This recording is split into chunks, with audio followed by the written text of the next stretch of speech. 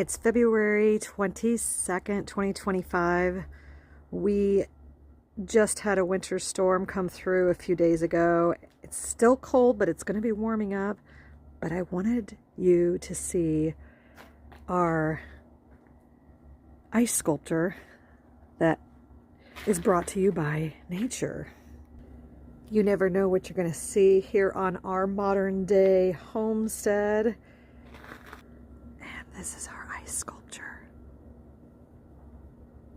It is so pretty.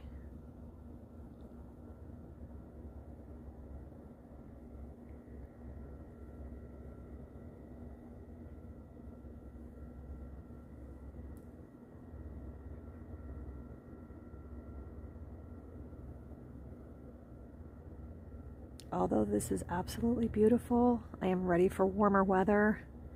I'm going to be adding to my chicken flock. If you would like to see how I go about doing this to integrate baby chicks into an already existing flock, be sure you subscribe. Need to get some seeds started for the garden, but I absolutely love this.